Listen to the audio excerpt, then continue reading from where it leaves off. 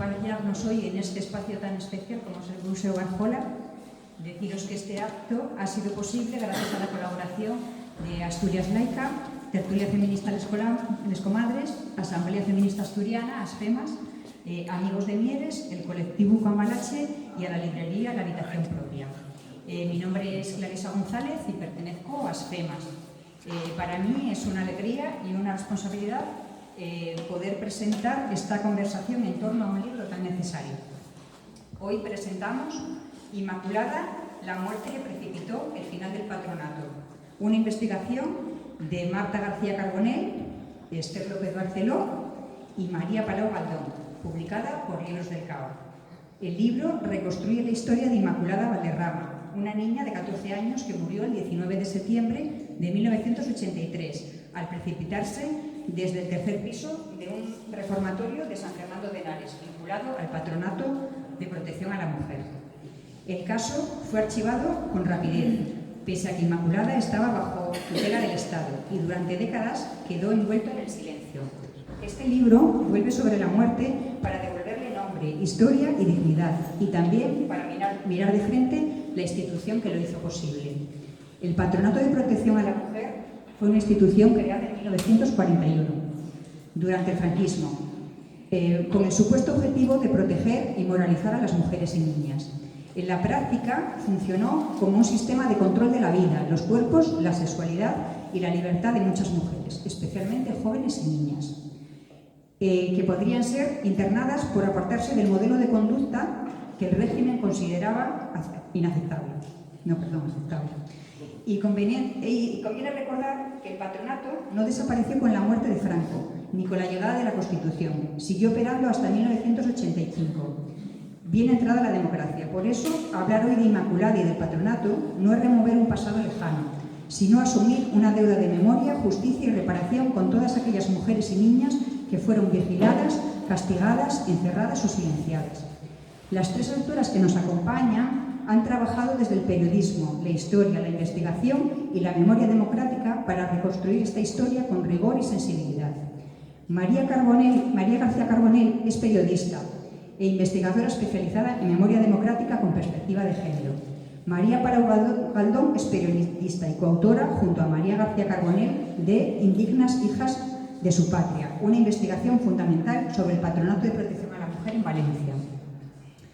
Esther López Barceló es historiadora, escritora y divulgadora cultural, con una larga trayectoria vinculada a la memoria democrática. Hoy tenemos la oportunidad de escucharlas, de conocer cómo fue el proceso de investigación, qué obstáculos encontraron, qué silencios siguen pesando sobre esta historia y por qué es tan importante nombrar a Inmaculada. Para abrir la conversación, me gustaría plantearos algunas preguntas sobre el proceso de investigación y sobre las decisiones que sostienen el libro. ¿Cómo llegasteis a la historia de Inmaculada Valderrama y en qué momento comprendisteis que su caso podía servir para explicar no solo una muerte concreta, sino todo un sistema de control sobre mujeres y niñas? Bueno, lo primero, daros las gracias por invitaros y también por la acogida, daros las gracias a todas las que estáis hoy aquí un viernes por la tarde.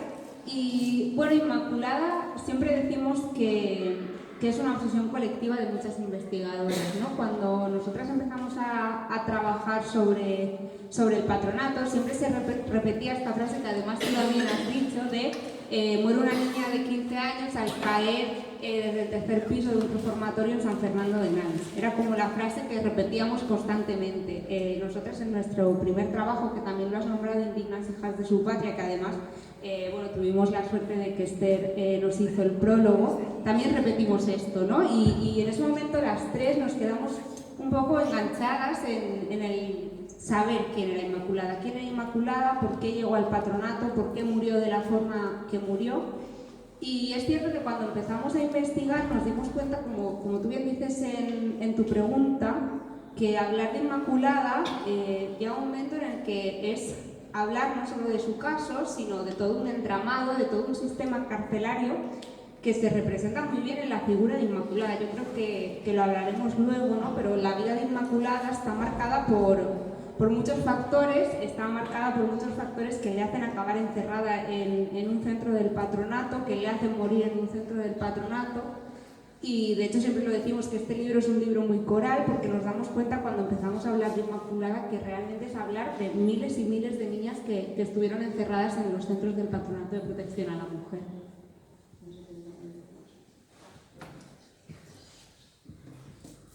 El libro parte de una investigación compleja, con archivos incompletos, expedientes desaparecidos y documentación muy fragmentada. ¿Cuáles fueron los principales obstáculos que encontrasteis y qué dice esa falta de documentación sobre la relación del Estado con estas víctimas? Bueno, podríamos decir muchas cosas, voy a decir algunas y si me olvido de alguna, pues luego Marta y Esther que completen. Pero yo creo que esa falta de documentación lo primero que evidencia es que la vida de Inmaculada, la muerte de Inmaculada y la vida de tantas y tantas niñas que como ella estuvieron encerradas en uno o más centros del Patronato de Protección a la Mujer no importaban. No importaban al Estado, no importaban a la Iglesia, no importaban ni siquiera a la sociedad que mantenía todavía en el 83, en su mayoría, no podemos meter a todas las personas allí, ¿no? Porque si leéis Inmaculada veréis como también hubo parte de la sociedad de San Fernando que protestó por lo injusto de esta muerte. Pero la sociedad en su conjunto mantuvo un silencio cómplice para que el patronato siguiese existiendo durante más de 40 años y no pasará nada porque muriera una niña en extrañas circunstancias en 1983. Pero es que Inmaculada ni fue la única ni probablemente fuera la última. Sabemos por testimonios de supervivientes que fueron más las niñas que murieron en uno de estos reformatorios y que no pasó nada. Al intentar acceder a esa documentación también nos encontramos, y esto se ve muy claro en el caso de Inmaculada, no solo con una negligencia en el propio procedimiento que se llevó a cabo para teóricamente investigar su muerte, sino con muchas negligencias en la custodia documental.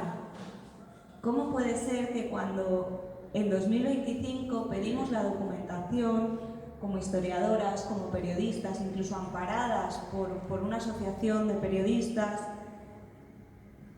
haya documentación que no aparece? Haya documentación que nos digan, en el caso de las diligencias judiciales, no es que si no tenéis el número de expediente no te puedo dar las diligencias. Ya, pero ¿y nosotras cómo accedemos al número de expediente? No podemos, nosotras no podemos. Y ahí viene esa red maravillosa que nos ha permitido escribir el libro y viene la ayuda de muchas mujeres que, bueno, se han conjurado, como dice Esther, con nosotras para que este libro pudiese ser una realidad. Pero viene también que Inmaculada la detiene la policía, por tanto tiene que haber un expediente policial. Cuando pedimos ese expediente policial en el Ministerio del Interior no hay nada, pero cuando se le solicita a la Policía Nacional lo que finalmente nos llega son unas fotocopias de la carpeta. Es decir, sí se le abrió un expediente policial a Inmaculada Valderrama, pero cuando abrimos esa carpeta está completamente vacía. ¿Qué ha pasado con esa documentación que claramente ha existido porque se abrió? Se abrió esa carpeta, ¿no? Se abrió ese expediente. No existe esa documentación. ¿Qué pasa? Y esto es lo último porque creo que si queréis descubrir más cosas también está bien que no lo contemos todo hoy aquí, pero ¿qué pasa cuando vamos al Archivo Regional de la Comunidad de Madrid, donde se encuentran los expedientes del Consejo Superior de Protección de Menores de los años 80? Que ahí sí teníamos el número de expediente de Inmaculada. Cuando las archiveras buscan esa referencia, recuerdo que creo que era 11/1982, porque es el año en el que es encerrada por primera vez. Cuando buscan esa referencia no existe el 11/1982, pero sí existe el 10/1982 y el 12/1982. Se saltaron la cuenta nada más empezar. Nos damos cuenta de cómo esas negligencias han seguido ampliándose incluso a día de hoy. Y para mí el motivo es ese, que la vida y la muerte de Inmaculada no le importaban a casi nadie. Por si acaso. ¿Por qué era importante para vosotras reconstruir a Inmaculada más allá del expediente? Es decir, no reducirla a la forma en la que murió, sino devolverle también una vida, una historia y una dignidad. Bueno, efectivamente la pregunta que has hecho yo creo que se responde sola, ¿no? Pues porque era lo que había que hacer, ¿no? Yo creo que nosotras tres y muchas otras investigadoras nos hemos conjurado de forma un poco espontánea o intuitiva, ¿no? Para devolver la dignidad a cientos de historias o miles de historias de mujeres que se quedaron completamente enterradas en el olvido, ¿no? Y vidas, digamos, particulares o vidas de personas o de chicas, perdón, o de jóvenes que, claro, pues eran de clase trabajadora, que no les interesaba realmente a nadie, ¿no? Decía María que a casi nadie, claro, es que gracias a que había personas que mantuvieron viva la llama de la memoria, ¿no? Entre ellas, pues Consuelo García del Cid, que fue una superviviente del patronato, que prometió a sus compañeras antes de salir que ella se convertiría en escritora y contaría lo que les habían hecho, y cumplió su promesa. Podéis buscarla en Google y acceder a los libros que tiene escritos sobre el patronato. Ella es la pionera, ¿no? Y detrás de ella las demás vamos construyendo poquito a poco, ¿no? Es gracias a ellas y además Inmaculada Valderrama de alguna forma se había convertido, como decía antes Marta, en un titular repetido muchísimas veces por muchas investigadoras, porque es verdad que la primera que la señala es Consuelo García del Cid, y un poco después, digamos que las investigadoras lo que hacen es ir repitiendo ese titular constantemente, porque resulta que en la hemeroteca descubrimos que solamente se hizo eco de su muerte el periódico El País.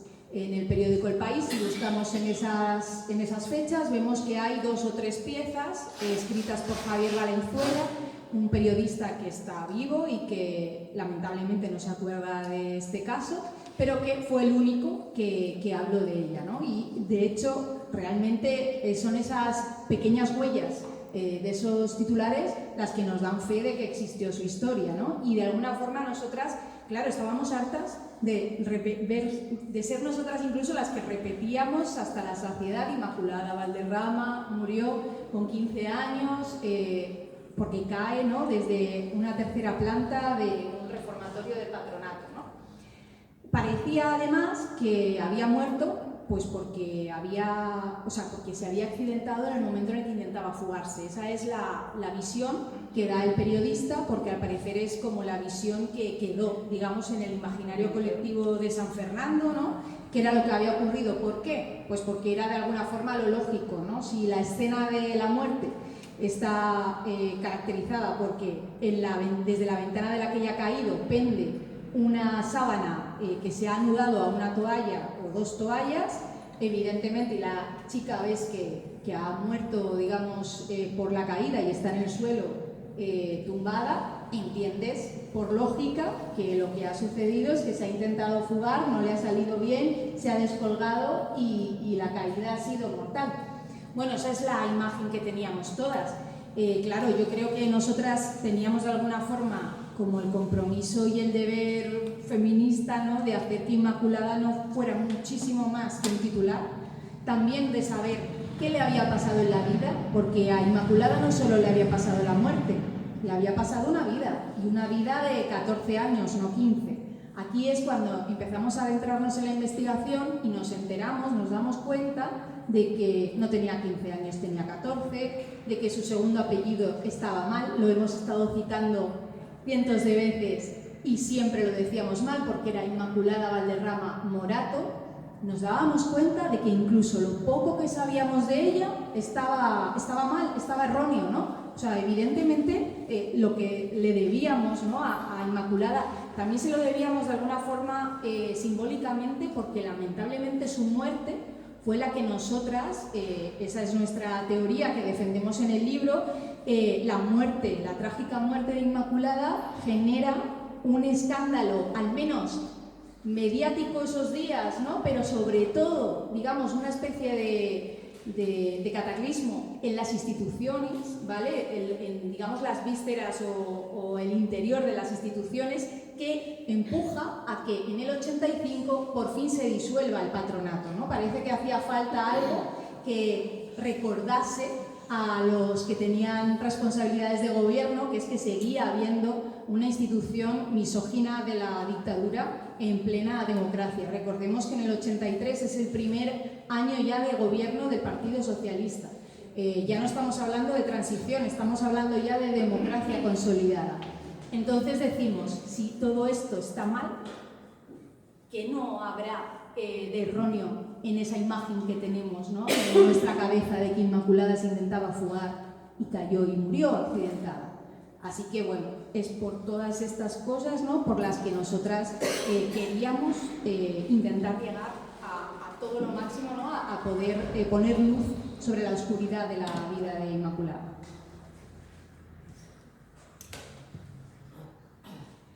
En una investigación como esta, los testimonios familiares y personales parecen fundamentales.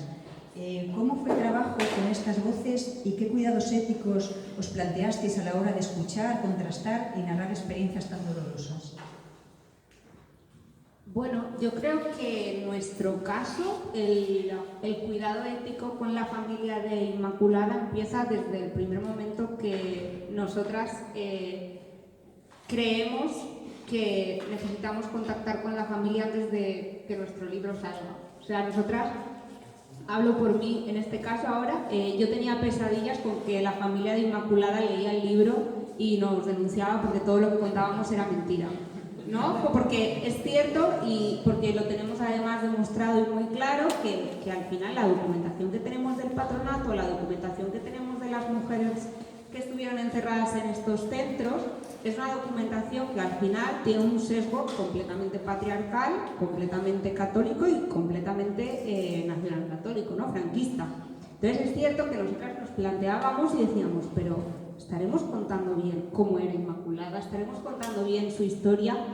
Yo creo que desde ese primer punto, en el decir, vale, necesitamos conocer a la familia Inmaculada, necesitamos mirarlos a la cara y contarles por qué estamos haciendo este libro y qué queremos de ellos, ahí empieza nuestro compromiso, nuestro cuidado ético con Inmaculada y toda la gente que la conocía y que la rodeaba. A partir de ahí es cierto que nosotras estamos muy sorprendidas y yo creo que es una de las cosas más bonitas que nos llevamos del libro, porque hemos creado una relación muy cercana con la familia de Inmaculada. De hecho, con Pepa, que es la hermana mayor de Inmaculada, tenemos un grupo de WhatsApp las cuatro que nos llaman las Valderrama valencianas, ¿no? Porque es como que de repente, de una manera u otra, pues hemos entrado en su familia, además muy generosamente nos han abierto las puertas de su casa y de su familia. Y ahora somos pues 3 personas más que de repente se han encontrado por el camino. Y luego, aparte de eso, yo creo que este libro también es posible porque, como bien comentaban María y Esther, hay toda una red de mujeres que tenemos entre nosotras, un cuidado, un compromiso de apoyo y solidaridad entre nosotras. Porque claro, este libro no hubiera sido posible sin las supervivientes del Patronato de Protección a la Mujer, que de manera generosa nos cuentan su historia para que esté reflejada en el libro, sin todas esas investigadoras que desde sus áreas nos enseñan o nos abren nuevas vías de investigación sobre el patronato. Pienso, por ejemplo, también en Vicky Rosell y cómo su conocimiento jurídico fue esencial para descubrir y para entender realmente qué pasó con la muerte de Inmaculada.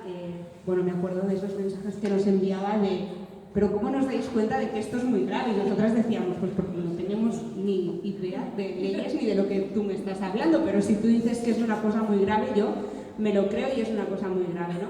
Entonces, claro, hay como todo un entramado de mujeres que nos ayuda. Además, también yo creo que por lo que comentas, ¿no? A mí me parece muy significativo y muy reseñable cómo nosotras hacemos una nota de las autoras, ¿no? Que se llama Citar es político, en la que nos dedicamos persona por persona a decir cómo nos ha ayudado y por qué su trabajo es fundamental para que este libro salga.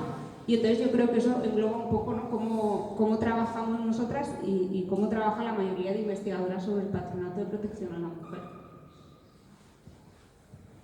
Porque ¿Qué versión tenía la familia de todo lo que había pasado? Pues la familia nunca se creyó la versión oficial, esa versión de estaba intentando fugarse, pero se resignó al silencio para seguir viviendo, para seguir adelante. Eran una familia, es que ni siquiera me gusta decir muy humilde, eran una familia pobre de Andalucía, eran 12 hijos en la familia. Bueno, en el momento en el que muere Inmaculada ya no eran 12, pero el matrimonio de Ana y Diego había tenido 12 hijos. Inmaculada y su hermana Antonia habían estado encerradas en el patronato y les llega un día una llamada de vuestra hija pequeña, porque además Inmaculada era la pequeña de los 12 hermanos, ha muerto porque se estaba intentando fugar del reformatorio. Nunca se lo creyeron y nos lo cuentan, ¿no? Nos dicen que cuando fueron a San Fernando de Henares, Diego y Ana, que eran los padres de Inmaculada, Manolo, que también nos ha ayudado muchísimo, que es otro de los hermanos mayores, y Juan, que van en coche hasta San Fernando, nos cuentan que era todo muy extraño, que la forma en la que la directora del centro les hablaba les pareció muy extraño, que les pareció muy extraño también que al ver el cuerpo de Inmaculada no pudieron ver todo el cuerpo, que solo les enseñaron un trocito del rostro, pero no tuvieron otra opción. Guardaron los recortes de prensa, un par de recortes de prensa que nos enseñaron al ir a su casa, guardaron una carta que les habían enviado desde el Consejo Superior de Protección de Menores y siguieron adelante. Es cierto que hay dos intentos de hacer algo. Por una parte está el padre, Diego, que Diego era analfabeto, entonces pide ayuda a Cáritas, a una persona vinculada a Cáritas, para escribir al Consejo Superior de Protección de Menores, pero para escribir preguntando que si ya han resuelto la investigación de la muerte de su hija. Lo llega a hacer hasta en 2 ocasiones y en las 2 ocasiones le responden prácticamente lo mismo. Estamos en ello, se resolverá pronto. La investigación del Consejo Superior de Protección de Menores, nosotras a día de hoy no sabemos cuál fue la conclusión. No hay ningún documento que nos diga cuál fue la conclusión de esa investigación. La investigación judicial se archivó después de engañar al propio Diego. Diego dijo, le ofrecieron si quería iniciar acciones por la ley de enjuiciamiento criminal. Él dijo que lo único que quería saber era si le correspondía algo de dinero para trasladar el cadáver de Inmaculada hasta San Pedro de Alcántara. Lo que él no sabía es que con esa frase estaba dando su consentimiento para que se cerrara el caso. La familia eso nunca lo supo. La familia se enteró de que el caso de su hija, de su hermana, había sido cerrado, había sido archivado en noviembre de 2025, cuando fuimos nosotras 3 con toda la documentación a enseñársela. Ese fue el intento de Diego, ¿no? Esas cartas desde Cáritas. Manolo sí que ya era más mayor, no vivía en la casa familiar y se planteó contactar con un abogado. Tenía 2 hijos recién nacidos y su mujer le dijo, pero tu hermana ya está muerta. ¿Cómo nos vamos a meter en un sitio donde todavía queda tanto franquismo? En 1983. Y Manolo nos contaba esa conversación con una culpabilidad, con un yo debería haber hecho algo y no hice nada, que era brutal no escucharlo en ese momento. Nunca se creyeron que su hija se estuviese fugando.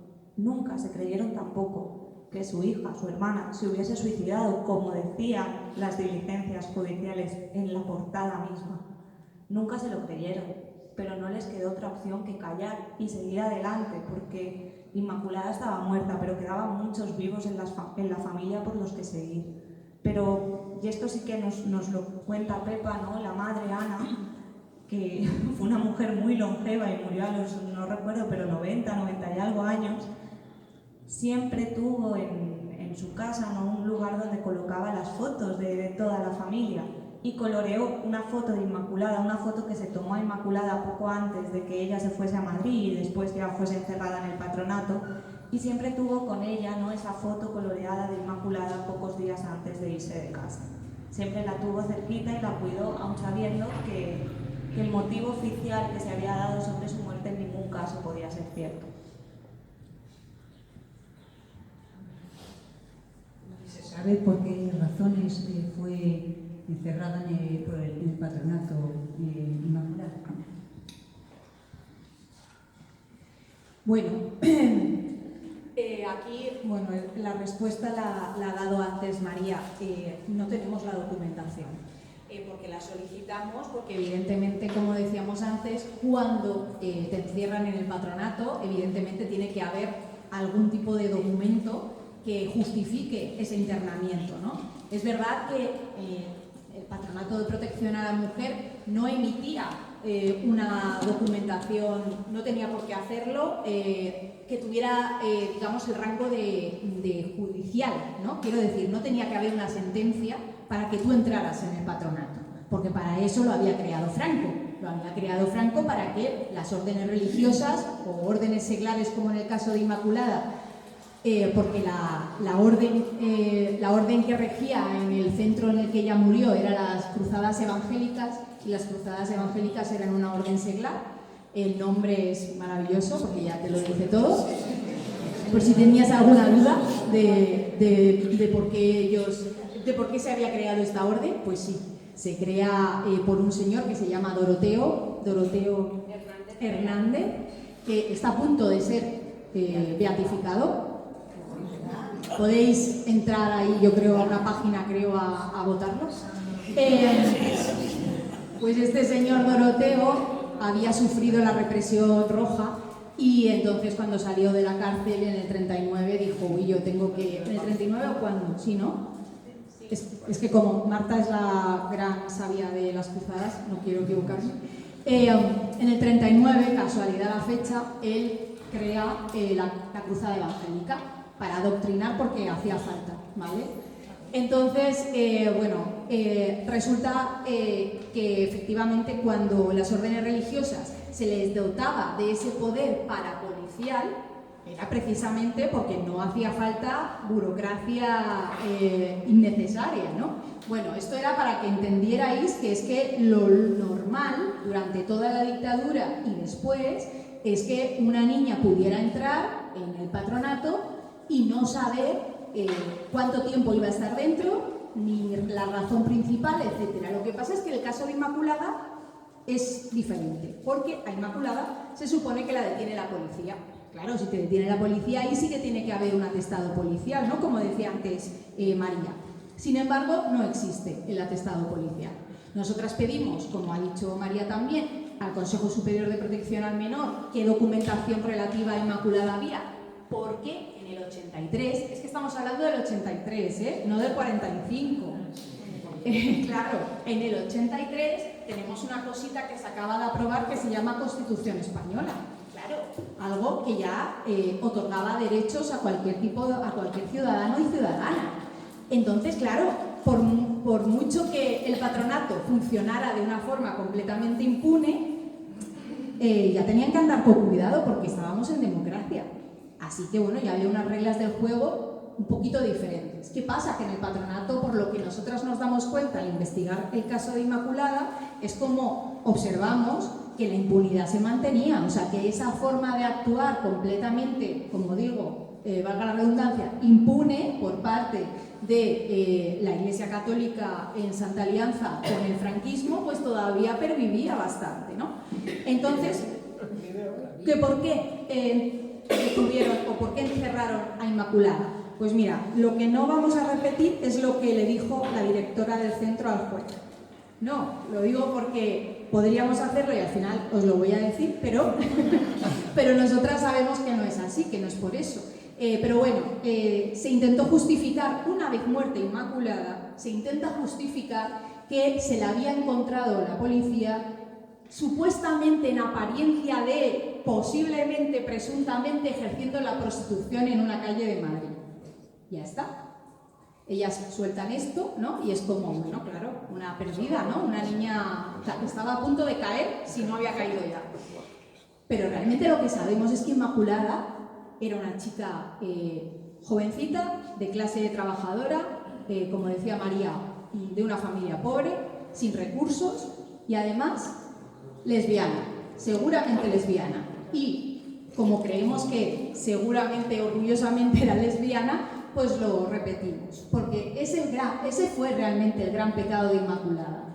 Porque si entra en el patronato, cuando ellas descubren, digamos, las cruzadas evangélicas descubren que es lesbiana, nosotras vemos en las declaraciones al juez por parte de las cruzadas que la opinión que tenían de Inmaculada era terrible, pero era terrible porque al parecer Inmaculada, pues claro, tenía esa fogosidad lesbiana, tan terrible. Sí, eso lo veréis. Es literalidad, no tal cual os la he dicho, parecida, de las cruzadas evangélicas sobre Inmaculada. Fijaos que cuando nosotras accedemos a las diligencias y vemos a esta monstrua, ¿no?, como la pintan las cruzadas, contrasta muchísimo con las trabajadoras públicas a las que se les toma declaración también por parte del juez. Porque en el 83 las órdenes religiosas y seglares que dirigían centros del patronato tuvieron que aguantarse y dejar que entraran ya algunas trabajadoras públicas que estaban capacitadas para ese trabajo. Una cosa increíble, ¿no? No eran monjas, sino que habían estudiado la carrera para poder dedicarse a atender a estas niñas. Bueno, pues resulta que era muy elocuente leer las declaraciones de quienes no eran cruzadas, porque Inmaculada era otra persona completamente distinta. Inmaculada de repente era una niña bonita, maja. La familia de Inmaculada también nos decía, es que Inmaculada era muy buena, muy noble, yo no la he visto enfadada muchas veces. Esa es la otra imagen, la imagen que te da el resto de gente, por su familia y las trabajadoras públicas, de quién era esta niña, ¿no? Claro, por eso a ellos no les encajaba que se hubiera intentado escapar por la ventana. Bueno, les parecía todo bastante de película, ¿no? Bueno, no voy a hacer más spoiler. Hasta aquí. Sí, lo que sí que hay es un informe forense que también pudisteis analizar. Mira, muy bien, porque era eso lo que me calaba. Sí que lo pudisteis analizar, incluso hablar con el forense, ¿verdad? ¿Nos quieres contar un poco? Sí. Sí, bueno, respecto a la autopsia, yo no sé si, supongo que sí, porque cuando decimos el nombre del forense que hace la autopsia de Inmaculada, todo el mundo sabe quién es el doctor Alfonso Cabeza, que es muy conocido por sus apariciones en la prensa rosa y por haber sido presidente del Atlético de Madrid. El del flequillo. Claro. Por la dos. Entonces, como estamos aquí un poco en confianza, os contaré que una de nuestras grandes dudas mientras escribíamos el libro y una de nuestras preguntas que nos atormentaron durante los primeros meses era: ¿este señor será bueno o será malo? ¿Habrá hecho bien su trabajo? ¿No? Porque teníamos ese prejuicio sobre él de un señor que, bueno, pues todo el mundo aquí lo conocéis, ¿no? Cómo era y cómo es. Entonces siempre como tuvimos esa duda de ¿qué hizo Alfonso Cabeza? Yo creo que si podemos decir, bueno, más gente, ¿no? Pero si de alguien podemos decir que hizo su trabajo como tocaba, fue de Alfonso Cabeza.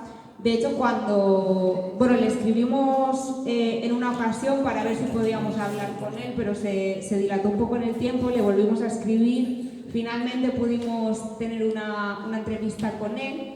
Y era muy curioso porque conforme le íbamos leyendo la autopsia de Inmaculada, él iba completándola y era como, él no se acordaba ni de quién era Inmaculada. Claro, nos decía, yo en mi vida he hecho cientos de autopsias, yo no recuerdo un caso concreto, ¿no? Pero era muy curioso cómo le empezábamos a leer frases literales de la autopsia y él se iba como autocompletando el trabajo que hizo hace 40 años, lo cual ya decía bastante, pero además...